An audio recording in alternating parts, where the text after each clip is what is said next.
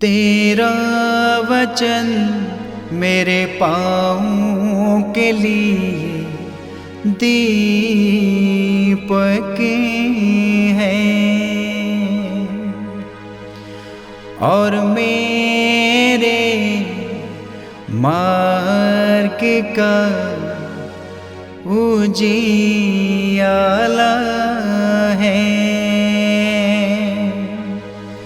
तेरा वचन मेरे पाँवों के लिए दीपक है। पहला पाठ निर्गमन ग्रंथ अध्याय 3 पद संख्या 1 से 8, 13 से 15।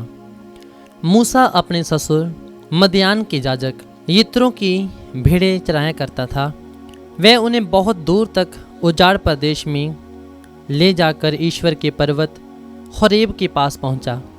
वहां उसे झाड़ी के बीच में से निकलती हुई आग की लपट के रूप में प्रभु का दूत दिखाई दिया।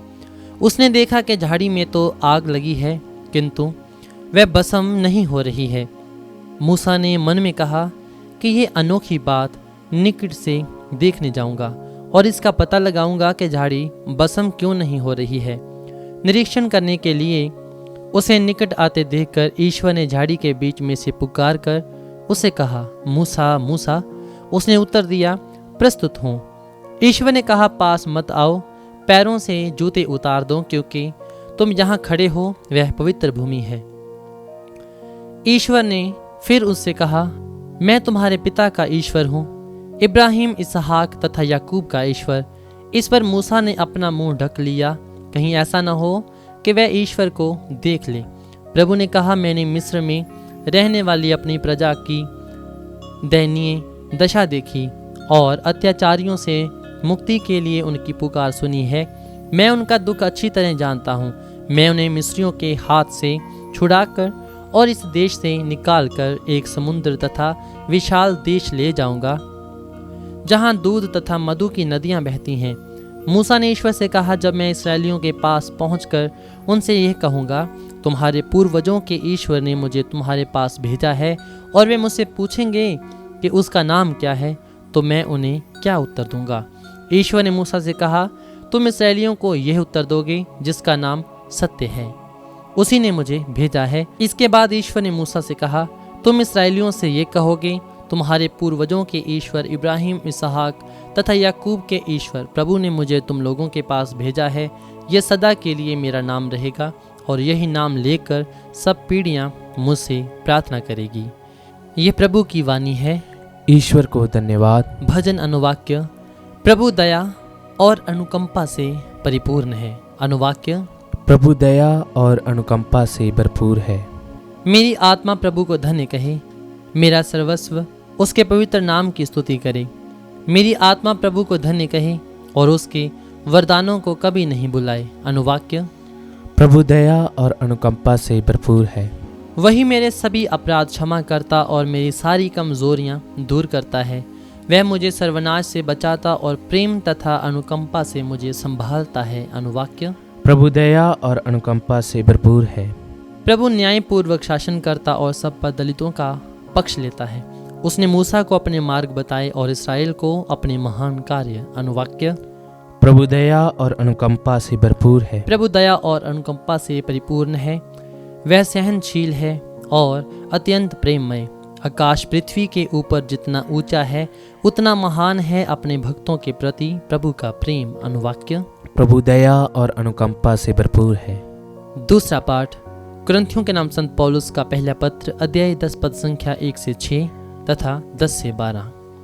भाइयों, मैं आप लोगों को याद दिलाना चाहता हूँ कि हमारे सभी बाप दादा बादल की छाया में चले, सब समुद्र पार कर गए और इस प्रकार बादल और समुद्र का बपतिस्मा ग्रहण कर सबके सब मूसा के सहभागी बन गए। सबों ने एक ही आध्यात्मिक भोजन ग्रहण किया और एक ही आध्यात्मिक पेय का पान किया, क्योंकि वे एक आध्यात्मिक चट्टान का जल पीते थे जो उनके साथ साथ चलती थी, और वह चट्टान थी मसीह। फिर भी उनमें से अधिकांश लोग ईश्वर के कृपा पात्र नहीं बन सके और मरुभूमि में ढेर हो गए। ये घटनाएं हमको ये शिक्षा देती हैं कि हमें उनके समान बुरी चीज़ों का लालच नहीं करना चाहिए। आप लोगों को कभी नहीं बुन बनाना चाहिए। उनमें से कुछ बुन बनाए और विनाशक दूत ने उन्हें नष्ट कर दिया। ये सब दृष्टांत के रूप में उन पर बीत गया और हमें चेतावनी देने के लिए लिखा गया है, जो युग के अंत में विद्यमान है। इसलिए जो ये समझता है कि मैं दृढ़ हूँ, वह सावधान रहे, कहीं ऐसा ना हो कि वह विचलित हो जाए। यह प्रभु की वाणी है। ईश्वर को धन्यवाद। जय घोष। प्रभु कहते हैं, पश्चाताप करो, स्वर्ग का राज्य निकट आ गया है। संत लूकास रचित पवित्र सुसमाचार अध्याय 13 पद संख्या 1 से 9। उस समय कुछ लोग यीशु को उन गलीलियों के विषय में बताने आए जिनका रक्त पिलातुस ने उनके बलि पशुओं के रक्त के साथ मिला दिया था। यीशु ने उनसे कहा, क्या तुम समझते हो कि ये गलीली अन्य सभी गलीलियों से अधिक पापी थे, क्योंकि इन्हीं पर ऐसी आपत्ति पड़ी? मैं तुमसे कह देता हूँ, ऐसा नहीं है। लेकिन यदि तुम पश्चाताप नहीं करोगे तो सब के सब उसी तरह नष्ट हो जाओगे। अथवा क्या तुम समझते हो कि सिलोआम की मीनार के गिरने से जो 18 व्यक्ति दबकर मर गए, वे यरूशलेम के सब निवासियों से अधिक अपराधी थे? मैं तुमसे कह देता हूँ, ऐसा नहीं है। लेकिन यदि तुम पश्चाताप नहीं करोगे तो सब के सब उसी तरह नष्ट हो जाओगे। तब यीशु ने यह दृष्टांत सुनाया। किसी मनुष्य की दाखबारी में एक अंजीर का पेड़ था। वह उसमें फल खोजने आया, परंतु उसे एक भी नहीं मिला। तब उसने दाखबारी के माली से कहा, देखो, मैं 3 वर्षों से इस अंजीर के पेड़ में फल खोजने आता हूँ, पर मुझे एक भी फल नहीं मिलता। इसे काट डालो, यह भूमि को क्यों छेके हुए है? परंतु माली ने उत्तर दिया, मालिक, इस वर्ष भी इसे रहने दीजिए। मैं इसके चारों ओर खोद कर खाद दूंगा। यदि ये अगले वर्ष फल दे तो अच्छा, नहीं तो इसे काट डालिएगा। ये प्रभु का पवित्र सुसमाचार है। क्रिस्त की जय।